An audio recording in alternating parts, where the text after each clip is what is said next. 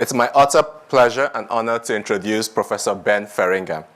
Professor Feringa is the Jacobus van Hoff Distinguished Professor of Molecular Sciences at the University of Groningen in the Netherlands. Professor Feringa was born as the second of 10 children and raised on the family farm in Baga-Compascum on the Dutch-German border. He moved up north and obtained his bachelor's and PhD degrees in chemistry at the University of Groningen. After graduating, he worked as a research scientist at Shell before returning to the University of Groningen as a professor, where he has been ever since. Professor Feringa is a synthetic chemist fascinated by stereochemistry and inspired by nature's principles of molecular assembly, recognition, transport, motion, and catalysis. This is no surprise, as one of his favorite hobbies among many is farming. In fact, if he did not become a scientist, he would have become a farmer. We are happier he pursued science, for he is a 2016 Nobel laureate in chemistry, acknowledged for his transformative work for the design and synthesis of molecular machines. He was elected foreign honorary member of the American Academy of Arts and Sciences, knighted by Her Majesty the Queen of the Netherlands, and numerous other awards. If Ben could be one person for a day, he says he will be Leonardo da Vinci. We're looking forward to his talk, The Art of Starting Small. It's a great pleasure and an honor to be able to talk at this 10th anniversary symposium of the Pritzker School of Molecular Engineering. And let me congratulate the school with this anniversary. It's absolutely great to be part of the speakers list. So what I want to do is, in the art of building small, to talk about our molecular design, say molecular engineering, of systems that can move. So being switches and motors, I will focus on that today. But before going into that question, I want to, what we can do with systems that can move autonomously, for instance. Let me go back in time a little bit. So if I take, can I take the, oh, what happens? Try to push the next slide, okay. So, somewhat over 100 years ago, the Wright brothers were flying for the first time. And I often get the question, why do we need molecular switches or motors? Why do we need dynamic molecular systems? And a similar question was asked to the Wright brothers at those days. Why does mankind need to fly? If God wanted us to fly, he would have given us wings. Nobody would have predicted, of course, that 100 years later, we would build an Airbus or a Boeing 747 that can carry 400 people at almost 1,000 kilometers an hour across the ocean to travel, for instance, from Europe to the United States. This is a completely artificial machine built of 3.5 million parts, completely artificial, but it works perfect, and it's an absolute great achievement of engineering. We all get fascinated by the flying bird, the pigeon. But realize this flying machine is not a pigeon. The materials are completely artificial, synthetic, and the flying principle of this Boeing or Airbus is different from the flying principle of the bird, I would say. This brings me to the core of my story, and that is why we build molecules. And we developed a passion for building molecules and designing our own molecular world.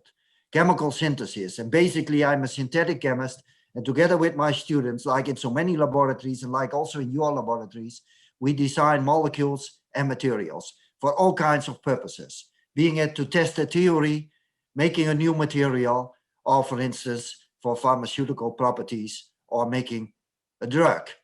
So I want to emphasize that we share a universal language, that is the language of the molecules and the atoms of the periodic table. And when I go to the States or I go to China or South Africa, it doesn't matter. When somebody understands basic principles of chemistry, we can talk with each other. The language of molecules. We have no borders. There's a lot of talk about frontiers and borders, but we go beyond frontiers. We have international cooperation that we value a lot. having scientific friends and cooperation all over the world. And we share a passion for discovery. So in the art of building small, designing molecules and materials, we make small molecules like ethylene, plastic, the basic component for plastic. We produce 160 million tons a year. And later in the discussion, we can talk about the challenges which we're facing with respect to all the artificial materials, the plastics in particular, and the problems of recycling. 160 million tons, a small molecule, just 2 carbons and 4 hydrogens. But we make also hugely complex molecules. And I take this vitamin B12 here because this was once called the Mount Everest of synthetic chemistry when Woodward and Eschenmoser at those days built it. Carbon, hydrogen, nitrogen, oxygen, phosphorus, cobalt, a hugely complex molecule, a fantastic achievement. But as far as I know, we build only 35 tons a year all over the world to supply mankind with the essential vitamin B12 because we need only microgram quantities to stay healthy. Small molecules, large volumes, hugely complex molecules, which we produce in small volumes, typically also for a specific drug. So we should, although we hear quite often some negative comments about chemistries, I would say be proud to be a chemist or a molecular engineer, because we are able to make and design the drugs, the cables, the components of your car, the soaps, the dyes, the components for your clothing, and of course, many of the materials that build your smartphone. We could not have a modern society without it. But realize also, despite these fantastic achievements of molecular engineering, we are not very good in building something that moves. So let me show you some typical things that Mother Nature can do, that we admire so much. The rotary motor in your body, that is a catalyst, and I'll come back to that in a moment. The bio-nanomotors that transport things in your cells along the filaments, or make it possible that I can lift my arm, that we have a muscle. So millions of these tiny motors working together. The ribosome, the protein synthesis robot. This is absolutely fantastic machinery that generates most of the proteins in our body. The bacteria flagella motor you see in the left lower corner here, that propels the bacteria, either going forward or going backward. It can go in both directions. It's one of my favorites. It's absolutely beautiful, this rotary motor in the cell membrane. And then, of course, the optical switching in our eye.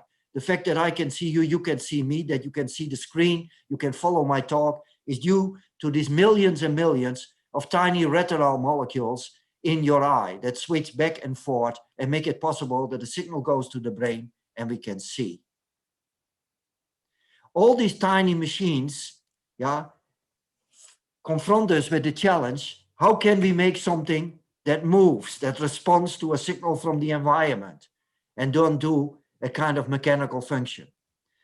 Now, we should also realize that when you compare an artificial robot, a macro scale, or a natural robot in your body, the comparison often goes awkward. Although we admire, as I said before, Mother Nature with this fantastic nano machinery and designs, the robot in a car manufacturing plant, 2 meters in size, of the artificial robot in your body, the ribosome, 24 nanometers in size, that is the effect of length scales. And of course, there are different factors that play an important role. Like for instance, in the large scale macro robot, its size, mass, inertia, gravity, force, etc. In the nano world, of the soft material, it is the flexibility, the viscosity, the molecular interactions, the interface phenomena, conformational changes, all these things that are typical for the molecular world. And of course, it's not so much about controlling motion because it's not so much about getting motion, I must emphasize, because there's motion everywhere. Think about the Brownian motion. It's much more about how to control motion, how to get control over motion in the molecular world at the nano scale, because we live in the world of low Reynolds numbers. So let me start with switching, and this is where we started many years ago. This is the light switch in the human eye, and it's absolutely flabbergasting that a simple rotation around a carbon-carbon double bond initiated by light, you excite by light, the light comes to your eye, you get a rotation, you go from a cis to a trans form, so a more bent to a linear form, and millions of these molecules act together and then give signals to the brain, and we can make an image. And of course, it should be reversible. That's crucial. Now you might wonder, why do you start with this? And when we started several years ago, we thought, wouldn't it be wonderful if we could build information systems, so material that could store reversibly information, mimicking the process in the eye. But then you immediately realize when you take the biological system like the retinol and you take it out of the natural protein environment, the retinol is not, it's not very, the opsin protein, the retinol is not very stable and it's not so suitable to build a computation or an information storage device. So what we did is to build robust molecules. And you see an example here of a helical shaped molecule with a stilbene core. You will recognize a trans and cis stilbene unit in these molecules. And this allowed us to switch with 2 wavelengths of light between 2 states. And to detect the different states, we built in chirality. So these molecules are like helicenes. They have inherent chirality, a left-handed helix at M or a right-handed helix at P. So we can switch back and forth, 0, 1, but we can also detect the chirality, the state of the helicity, being left-handed or right-handed, and that allowed us to do non-invasive detection, because that's always a problem with optical switching, that you lose information when you read out. And this worked beautiful. So they are very robust. We could do destructive, non-destructive readout. We could control chirality. We could control directionality, and we could make devices. And over the years, we have made optical memory systems, like you see here with this large array transistor system based on molecular switches. We also incorporated switches in proteins, for instance, in a protein channel, because if you are able to control with a switch the state of a material, you can use it, for instance, to open or close a protein valve in a membrane. And that worked beautiful. And we use that, for instance, for controlled drug delivery or for self-healing materials.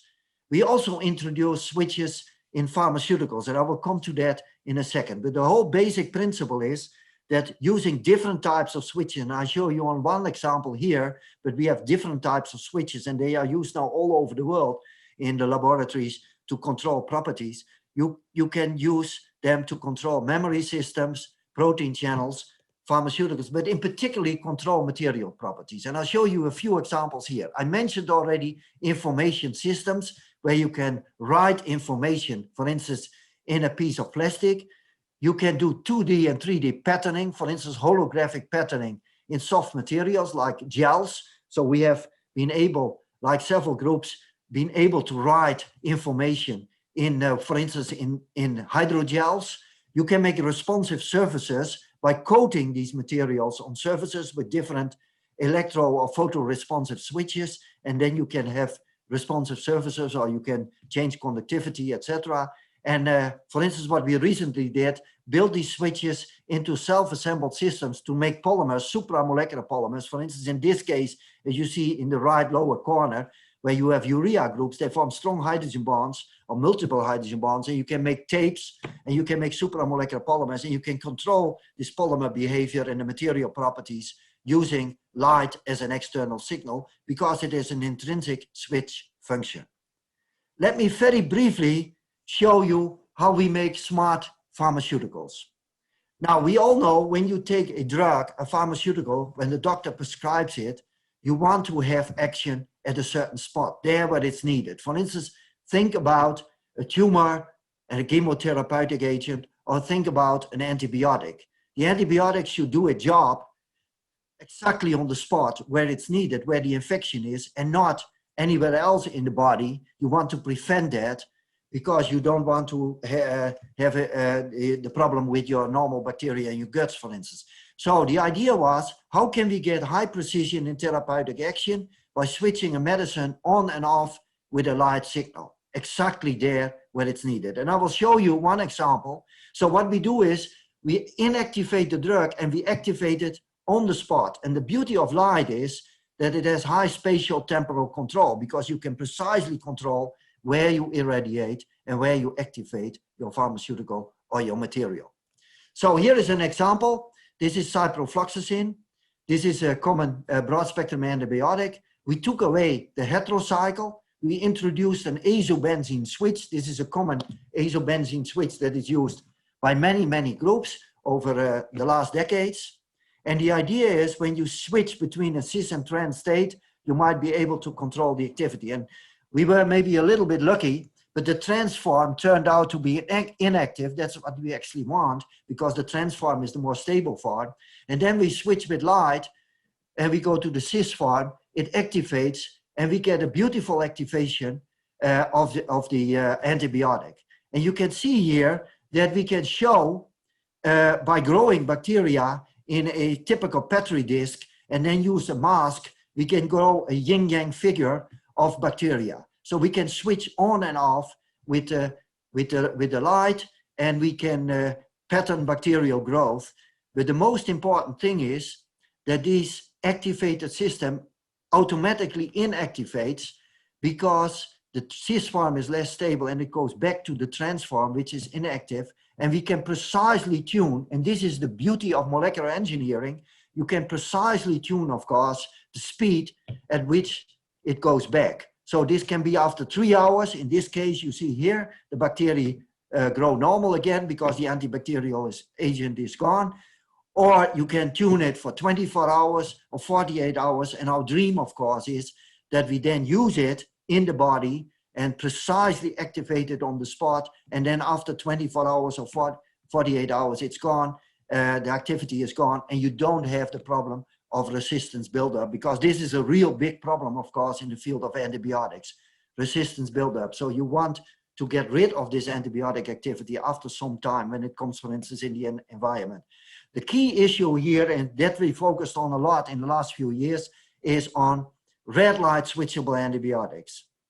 And so that's a big challenge. But let me move on to molecular motors, because going from switches to motors, that's a different game. Because now we don't switch back and forth, but we need continuous motion.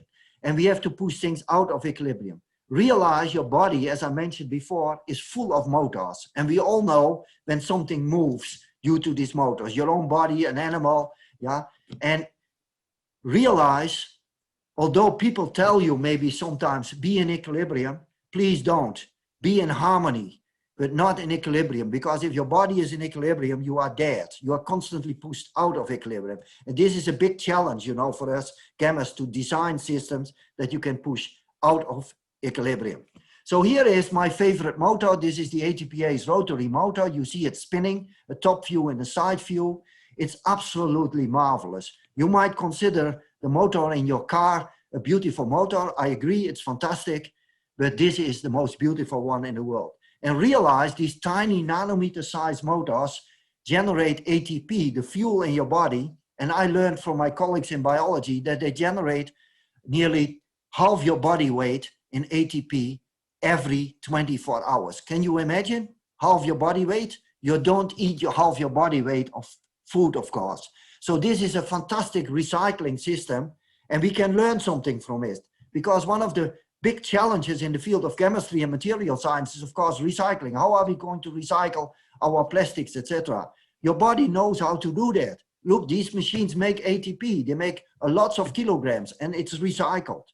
But what we find intriguing here is the fundamental question: how to control rotary motion in the nano world, and how to control left and right. Because realize, to control rotary motion, you have to fuel it. That should be energized. And to control left and right is crucial, because if there's equal probability of your car going forward and backward, you won't get anywhere. So you have to go either left-handed or right-handed. How do we do that? We introduce chirality. And you all realize that chirality is a fundamental aspect of living nature. The most beautiful example, yeah, which was called the Mona Lisa of modern science, is the DNA, the right-handed helix, but of course also the amino acids, the sugars, etc., with their preferred chirality that builds the essential molecules in your body. So what we did is we built a chiral molecule that has a rotary axle, which is a double bond, like in the retinol molecule or like in the switches that I showed before. Of course, normally you don't get rotation, but when you excite it, you get a still beam type photoisomerization, and you can rotate, you can spin. And in a combination of photochemical and thermal steps, we can do a unidirectional rotation. You can see here it spins. You see 4 different colors. That are the 4 steps in the rotary cycle. Why do we call it a motor? Because it is controlled motion, it consumes energy, it has directional movement, and it's a repetitive process. If it would not be a repetitive process, it would simply be a switch. So we fuel it with light, it's powered by light, it's a power stroke motor, it's about a nanometer in size, and it can do a repetitive process as long as you fuel it with light. I mentioned already, it has 4 steps. A photochemical double bond isomerization, which energizes the system. So you go from a stable to a less stable isomer. And we figured out that it does a helix inversion to stabilize itself. This is a thermal step. It's a slower step. And when we realized that this was a 180-degree rotary cycle in the one direction, we simply repeated it doing a photochemical double bond isomerization helix inversion, and we have a 360-degree cycle. And when you tune the properties of the molecule and you constantly irradiate, you get a unidirectional rotary cycle. It's powered by light and it has 2 chiral elements. That's crucial to dictate the directionality. It has a helical structure and it has stereo centers. And you see in the structure that the methyl substituent here in orange is pointing upwards. And then when you photoisomerize, it's pointing more equatorial. That is a more hindered situation. The molecule wants to stabilize itself and it moves forward in a forward direction. So we can move it clockwise, we can move it clockwise, depending on how we design the chirality of the molecule. Now you might wonder, how fast were these motors? You have now this tiny molecular motor. How fast does it spin? Now the initial one was rotating once an hour. Now that's not much of a motor. You cannot do much with it. But meanwhile, in the past 10 years, 15 years, we have designed, I think, over 50 or 60 different types of motors, where now we have a speed of 10 million rotations per second and everything in between. So remind you, the photochemical step is extremely fast, picoseconds, but we can tune the thermal step, the helix inversion. That is simply done by steric effects, by donor acceptor substituents, electronic effects, etc. Typically what a synthetic chemist does to engineer the material. So we can rotate around their axis now with rotations once an hour, once a minute, once a second, once a millisecond. We can fine tune it for a specific application. And that brings me to some applications that I want to show you, or some of the fundamental properties that we are exploring. What you see here, what we published recently, is a kind of rotor connected to this motor. And you see, when we irradiate, the central axis is a double bond, but there is another rotor connected via a single bond. And here, my students got inspiration from the moon rotating around the earth.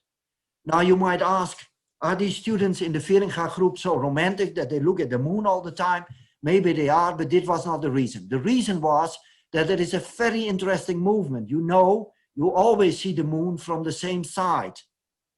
There is synchronous or concerted motion. And so here, this is what we designed. We designed this unidirectional rotary motion. And if you look carefully, you see that the rotor part, the naphthalene, always faces the lower part, the stutter part of the motor from the same side. So it's mimicking more or less the rotation of the moon around the earth. So this is synchronized or geared motion.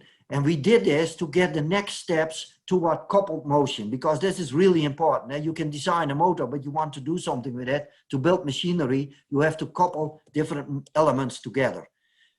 Now, we build these motors on surfaces. As you can see here, we anchor them to surfaces with legs, for instance, on gold. We put them in liquid crystals. I will show you an example in a second, where we can induce changes in the material. We put them into polymers. We use them, for instance, as initiators for polymers to make long polymers that we can change polymericity. And we can also move objects at the single molecular level. And I want to share with you a few of these examples in the next minutes. So first, how to get from rotary motion and how to get translational motion, and particularly how to amplify it. And let me show you what we did. We were inspired by these solar power cars that students design in the engineering schools. You see here an example of this car of 2 meters in size. The students go to Australia every year for this car race through the desert, powered by solar panels. But I'm a molecular engineer, so my students thought, okay, let's engineer a molecular car. So here you see a 4-wheel drive. It is 1 billion times smaller, 2 meters and 2 nanometers. We built a 4-wheel drive because we built 4 of these rotary motors as the wheels, and we want to move it along a surface. And together with Karl-Heinz Ernst and his colleagues at the Empire Institute in Zurich, you see here we could design it, and you see actually the molecule moving over the surface when we energize it. So this is the molecular car. You have to engineer the rotors, the wheels, properly. So we introduce the motors with a specific stereochemistry. And you see here the STM picture of this molecular car. And realize now the motion of a molecule on a surface is a bit different. The nano world is a bit different than the motion of your car on the highway. In your body also, when you look at the motors on the filaments in the cells, and this is the same with our nano car, it's probably something like this. When we model it, it's a kind of stepping motion, you know, over a surface. So indeed, there is a rotary motion and there is a translational motion. So we have been able here to connect rotary and translational motion. And we now, of course, try to explore this to get better control over directionality or maybe transporters. So we built a car. And we all know modern electric cars, you see them everywhere. In the future, probably we all drive electric cars like Teslas or other cars. This is a macro car. You cannot compare it with a molecular car. But you see, in this tiny vial is our molecular car. And you see, this is 1 billion times 1 billion identical cars. So our car manufacturing plant is not so bad after all. Don't ask me what we can do with it, but we proved a kind of a principle. So that brings me to another principle of motion, and that is where we doped our molecular motor in liquid crystals. And we all know about liquid crystals. You have it in the display in front of you. These are rod-like molecules, and when you dope them with a chiral dopant, you can organize them in a so-called twistor nematic or cholesteric phase. And we know that the helix in this twistor nematic or cholesteric phase dictates, for instance, the Bragg reflection of the light. And so we thought, wouldn't it be nice if we dope it with a tiny amount, 1% of molecular motor, and we can control the helix of this liquid crystal material. And that works beautiful. We can contract and expand, and you can see in the lower panel here that we can make every color pixel that we want in a matter of minutes, just by rotating, changing the chirality of our motor as a chiral dopant. But then my students did a great experiment. And this was during my career one of these eureka moments. What they did is they doped indeed in this thin film of liquid crystal material. And this is what you see here, a thin film of liquid crystal material, but then they put a glass rod on top of it. You see here a glass rod of micrometer dimension. And then they switch on the lamp, and this is what you see. I hope you can see here the glass rod spinning in a unidirectional sense. It goes clockwise. And you can see that the whole surface of this soft material is changing. It changes the color, as I promised you, because the color depends upon the helix organization. And you see the corrugated surface changes completely. So we have now soft surfaces that move. We have dynamic soft surfaces based on these liquid crystals. And it's all due to the fact that we can wind and unwind the helical organization of these soft materials. And very recently, and I would like to share this with you, very recently, we make these systems from polymer liquid crystal materials. And I don't want to go through all the details, but we took acrylates that have mesogenic units. So we polymerize them together with our motors. So a tiny amount of these enantiomerically pure motors that are dynamic and change helicity, as I showed you before, but now they are part of a polymer network. And now, depending on how we organize these polymers, so we have homotropic alignment. It all depends upon the alignment of the liquid crystal, which is common in using this display type materials. You can have perpendicular or you can have linear alignments. We can make bending motions of these plastics, this pneumatic piece of plastic. We can make walking motions, or we can make twisting or helical motions. So once again, it depends upon the chiral dopant we put in there, its helicity, the organization, the polymer network, and then the orientation. And then we can make bending motion, as you see in the upper panel. We can make walking motions, and we can make twisting motions. And this is recent results. This is more or less where we stand at the moment. We are very excited about this because this holds a lot of possibilities and promise for making responsive and dynamic robust materials. Now, that brings me very briefly to 2D and 3D confinement, because this was another important challenge for us. Once you have these motors and you will want to build materials or devices, you want to bring them, for instance, to interfaces. And this is what we did. I mentioned before, we put these motors on surfaces with legs, so we can make monolayers. And it took a while. This took us at least 10 years before we really could design the systems properly and could confirm that the monolayers operate as they should do.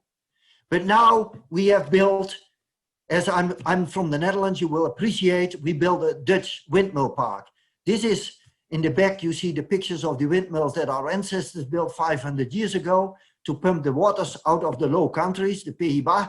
And now we have this 2 nanometer size windmills, monolayers on gold or quartz, for instance, or on other surfaces, but they are not powered by wind, but they are powered by light. Now you might say, why do you do this? Once again, we have responsive surfaces, and you can make now designs with different architectures. For instance, here you see where we have a different orientation of our motors on the surface with tripods. We put a piece of fluor hydrocarbon in it that controls the wettability and the surface hydrophobicity and the surface thickness. So we can control surface thickness, we can control wettability, etc. Once again, these are responsive surfaces, and it's triggered by light. And you might wonder, why do we want to do that? I think because we want to make smart and self-healable materials. Maybe not based upon our motors, that might be too expensive, but once you know the principles of making the responsive and dynamic surfaces, you can think about self-cleaning glass, self-cleaning solar panels, or cars where scratches repair themselves or they clean themselves. And I know there is a lot ongoing with different approaches on making responsive and dynamic materials, design them for responsive surfaces. And that brings me to this three-dimensional organization, because I talked about two-dimensional organization, but what about three-dimensional? And just to mention and remind you that one of the most fantastic areas of chemical science and material science is metal organic frameworks and covalent aromatic frameworks, robust materials that are porous. And what we did is we put the motors in the layers, in the pillars of these materials. You see here layers and you see pillars. We put the motors in there. Of course, there need to be enough space, but then we can rotate them. And recently we did it also in covalent aromatic frameworks. And this allows us to make smart membranes, maybe a responsive catalyst, release systems, or things for membranes. So making responsive membranes. So in the last few minutes, I will show you what we do in water, because this brings me to the interface of materials and biology, cooperativity and actuation in water. And we all know what a muscle is. You see here these muscular creatures. We know that in the muscles, the filaments and the motors, they move with respect to each other. And it was my colleague Jean-Pierre Sauvage who made a kind of supramolecular muscle many years ago. So this is amplification of collective motion from nano to macroscopic dimensions. But we asked ourselves the question, can we use supramolecular systems that organize themselves in materials that can do muscle type functions? So the question is, can cooperativity of non-covalent interactions support such an amplification from the molecular level all the way up to macroscopic muscle type function? And you see here on the top panel a molecular motor. It is amphiphilic in nature.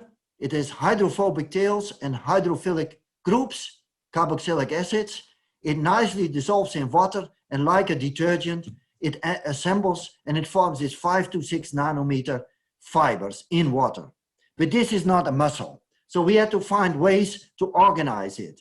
And here what we did is we took calcium ions, calcium bind to the carboxylates, and that forms then the second aggregation principle. And that works beautiful. You see in the bottom here, you see this nice aligned fibers. We can draw a muscle from water, yeah? And you see here a freestanding muscle in this cuvette. And I hope you can see the video. I will try to switch on the light. So when I switch on the light, I hope you can see the muscle moving. So it's bending towards the light. We can bending it forward, we can bending it backward. So here again, we assemble these small molecules in water. We make by self-assembly this artificial muscle and realize what you see moving here. This is a soft material, of course. It's not that strong, but it's a proof of principle. It can pick up a piece of paper and move it. And this is all based on movement with light. And what you see moving here, ladies and gentlemen, is a fiber made of 95% water and 5% of these amphiphilic motors. So that brings me to my concluding slide. Making dynamic and responsive functions and materials, going from molecules to molecular machines, we take inspiration from Mother Nature, and we look at triggering, response, and motion, and ultimately machinery at the molecular level of mechanical functions, adaptive materials, responsive materials. And I showed you a few examples how we apply this towards smart drugs that you can switch on and off, maybe self-cleaning or self-repairing surfaces and materials, materials for soft robotics like artificial muscles, and of course responsive materials, for instance, for membranes or for separation purposes or for catalysis. There are many, many opportunities. It's only the start of a new era of molecular engineering, and I'm really very, very looking much forward to the future. I could not have done anything, wasn't it for the funding agencies that you see here, but in particularly my team of young heroes, the students, the PhDs, the postdocs, the young researchers in my team over the years that were brave enough and were very creative and did all this beautiful work in my laboratory. I'm extremely indebted to them to make this possible. And finally, I want to indeed finish with my hero, Leonardo da Vinci. It was mentioned by the chairman in the introduction. In the art of building small, we should not forget the words of Leonardo da Vinci. 500 years ago, he said, when nature finishes producing its own species, man begins, with the help of nature, to create an infinity of species. And for all the young people in the audience, imagine the unimaginable. I thank you for your attention.